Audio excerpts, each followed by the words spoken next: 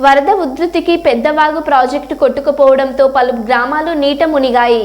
1200 ఎకరాల్లో పంట నష్టం జరిగింది. సుమారు 150 నుండి 200 కోట్ల నష్టం వాటిల్లిందని అంచనా. పెద్దవాగు ప్రాజెక్టు నష్టంపై మా ప్రతినిధి సంతోష్ మరింత సమాచారాన్ని అందిస్తారు. వరద ప్రవాహానికి పెద్దవాగు ప్రాజెక్టు కొట్టుకుపోయింది. ఈ పాపం ఎవరిది? 150 కోట్ల నష్టం అంచనా. 1200 ఎకరాల లోపల వరి, మిర్చి, పత్తి రైతులు పూర్తిగా నష్టపోయారు. 600 ఎకరాల్లో ఇసుక మేట వేసిన పరిస్థితి.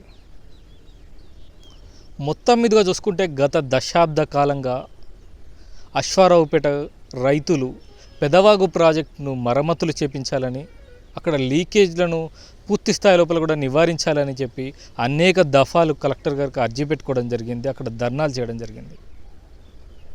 కానీ విభజన చట్టం లోపల ఉన్న పెదవాగు ప్రాజెక్టు అంశం కూడా ఉంది. పెదవాగు ప్రాజెక్టు మొత్తం ప్రధానంగా ఆంధ్ర ప్రాంతంలో ఉంది. దానికి సంబంధించిన వ్యవసాయ పరిహారిక ప్రాంతం మొత్తం కూడా తెలంగాణలో ఉంది. ఈ కారణంగా ఉమ్మడి రాష్ట్రాలు రెండు కూడా పెదవాగు ప్రాజెక్టు సంబంధించి నిర్వహణ చూసుకోవాల్సిన అవసరం ఉంది. ఈ తరుణం లోపల అక్కడ వైఎస్ఆర్సీపీ ప్రభుత్వం కానీ గత ఆ సమయం లోపల ఉన్న తెలంగాణ లోపల ఉన్న బీఆర్ఎస్ పార్టీ కానీ పూర్తిగా పెదవాగు ప్రాజెక్టుని అయితే విస్మరించారని చెప్పుకోవచ్చు. పూర్తి స్థాయి లోపల కూడా ఆ విస్మరణ కారణంగానే ప్రస్తుతం పెదవాగు ప్రాజెక్టు కొట్టుకుపోవడానికి కారణమైంది. 150 కోట్ల మేర నష్టం జరగడానికి కారణమైంది. దాంతోపాటుగా చుట్టుపక్కల ఉన్న 7 గ్రామాల ప్రజలు పూర్తిగా తాము నిరాశ్రయులయ్యారు. ఈ ఒకేసారి సాయంత్రం 6 గంటల సమయానికి పెదవాగు ప్రాజెక్టుకి 25 ప్రాంతాల లోపల గండి పడడంతో పూర్తిగా చుట్టుపక్కల ఉన్న 7 ప్రాంతాలు కూడా ముంపుకు గురయ్యాయి. ఆ 7 గ్రామాల లోపల ఉన్న ప్రజలందరూ కూడా నిరాశ్రులైన పరిస్థితి కనబడుతూ ఉంది. పూర్తి స్థాయి లోపల కూడా వాళ్ళకి ఎటువంటి సమయం కూడా దొరకలేని పరిస్థితి. హుటాహుటిన వాళ్ళు బతుకు జీవుడా అంటూ ప్రాణాలను అరచేతిలో పెట్టుకొని సురక్షిత ప్రాంతాలకు పోయిన పరిస్థితి. పూర్తి స్థాయిలో ఇప్పుడు మనం చూసుకున్నట్లయితే అక్కడ 1200 ఎకరాల లోపల కూడా రైతులు నష్టపోయారు. దీనికి సంబంధించి అంచనా కూడా ఇప్పటికి వేస్తున్నారు. 150 నుంచి 200 కోట్ల వరకు కూడా అక్కడ నష్టము ఏర్పాటు చేసే అంచనా కనబడుతూ ఉంది. ఈ ఒక 3 సంవత్సరాలు కూడా వ్యవధి పట్టే ఉంది. ఒకవేళ పెదవాగు ప్రాజెక్టుకి సంబంధించి మరమ్మతులు చేపించి పూర్తి స్థాయి లోపల కూడా దాన్ని మళ్ళీ అక్కడ నీటిని నిల్వ చేయాలంటే మరొక 3 సంవత్సరాల సమయం పట్టే పరిస్థితి కనబడుతూ ఉంది. పూర్తి స్థాయిలో విభజన చట్టం లోపల ఉన్న పెదవాగు ప్రాజెక్టుని అయితే ఇటు అప్పటి ఇరు ప్రభుత్వాలు కూడా విస్మరించాయని చెప్పుకోవచ్చు. ఇప్పుడు మనం చూసుకున్నట్లయితే బీఆర్ఎస్ పార్టీకి సంబంధించి హరీష్ రావు అయితే దీని మీద కామెంట్ చేస్తూ ఉన్నారు.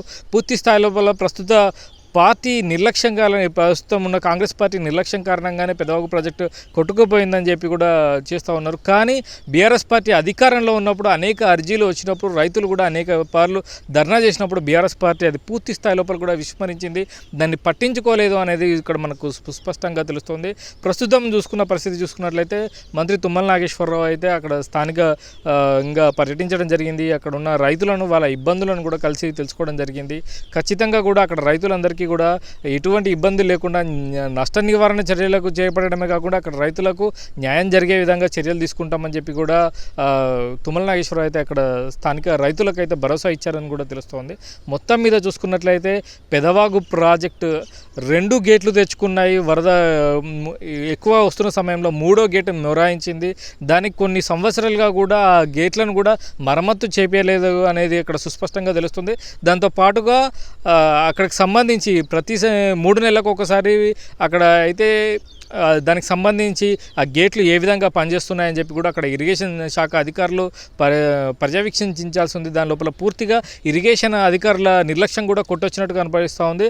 దాని కారణంగా అక్కడ ఉన్న ఒక 3 ఇరిగేషన్ అధికారుల మీద అయితే పూర్తి స్థాయి లోపల కూడా రాష్ట్ర ప్రభుత్వం చర్యలకు ఉపక్రమించింది. దాంతోపాటుగా నష్ట నివారణ చర్యలు అక్కడ ఎక్కడైతే 7 గ్రామాల ప్రజలు ఇబ్బందులకు గురవుతున్నారో వాళ్ళందరికీ కూడా న్యాయం చేసే విధంగా కూడా రాష్ట్ర ప్రభుత్వం ఆలోచన చేస్తున్నట్లుగా తెలుస్తుంది. మొత్తం మీద చూసుకున్నట్లయితే గత పాలకుల నిర్లక్ష్యము అటు తెలంగాణ బార్డర్లో ఉండడమే పెదవాగు ప్రాజెక్టుకు జరిగిన ప్రమాదానికి కారణంగా తెలుస్తూ ఉంది. కెమెరామెన్ రమేష్తో సంతోష్, భారత్ టుడే, ఖమ్మం జిల్లా.